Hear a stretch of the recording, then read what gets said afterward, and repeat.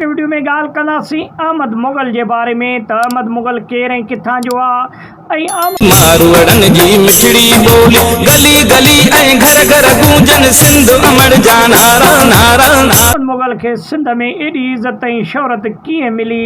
ऐं उन खां अलावा ईअं बि चइजे थो त अहमद मुगल सरमद सिंधीअ खे बि मारायो पंहिंजे भाउ खे।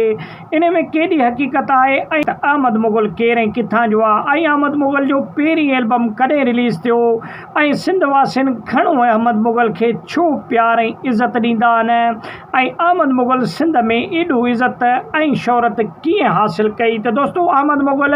सिंध जो हिकु बहितरीनु फ़नकार आहे ऐं अहमद मुगल जो भाउ सरमद सिंधी बि सिंध जो हिकु क़ौमी फ़नकार हुयो ऐं सरमद सिंधीअ जेके बि मैंने यार एहसानी मैंने यार निभाया रानी जाने हवाले तेरे जानी सजन तेरे दर्दा मेरी पाड़ के दिले कटिए तेरी मेरी संगत सुना गीत गाया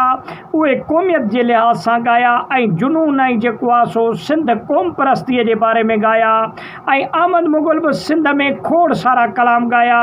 सिंधी टोपी वारा जीअं सिंधी अजरख वारा जीअं। दोस्तो इहो गीत ॻाइण खां पोइ अहमद मुगल बि सिंध में तमामु घणो मक़बूल थियो ऐं उन खां अलावा अहमद मुगल PI में नौकरी ऑफिसर बि आहे। इन जे करे हिन वक़्तु कुझु कलाम उन जा घटि था अचनि पंहिंजे ज़ाती मसरूफ़ियात जे करे, लेकिन सिंध जो हिकु भलोड़ फ़नकार हुजण जे करे सिंधी अवाम अॼु ताईं बि उन खे तमामु घणो प्यार ऐं जेको आहे सो चाहे थी ऐं उन जा खोड़ सारा एल्बम सिंध में तमामु घणा मक़बूल थिया। 1988 में जॾहिं पहिरियों एल्बम आयो अहमद मुगल जो अहमद मुगल जा जॾहिं इहो कलाम पहिरियों जॾहिं रिलीज़ थियो अहमद मुगल जो त उन खां पोइ तमामु घणो अहमद मुगल जो इहो कलाम रिलीज़ थियो ऐं सिंध वासियुनि तमामु घणी उन खे मोट ॾिनी ऐं इन कलाम खे ॿुधो ऐं उन खां अलावा सिंध वासी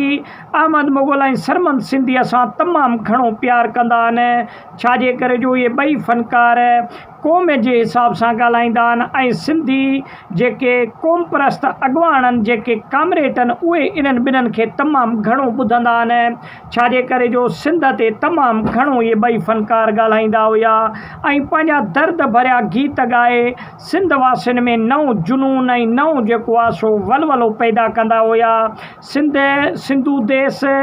या सिंध जा जेके क़ौमी ॿिया मसइला आहिनि उन्हनि खे पंहिंजे कलामनि जे ज़रिए उजागर करे ऐं सिंध जे अवाम में तमामु घणी इन्हनि ॿिन्हिनि फ़नकारनि मक़बूलियत माणी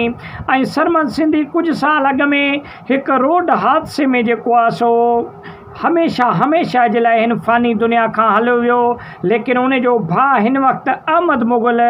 बाक़ाइदे मौजूदु आहे ऐं तमामु घणा उन जा एल्बम सिंध में रिलीज़ थी चुका आहिनि। त वॾी महिरबानी उमेदु आहे त नंढिड़ो वीडियो पसंदि आयो हूंदो, वीडियो खे लाइक ऐं शेयर कयो।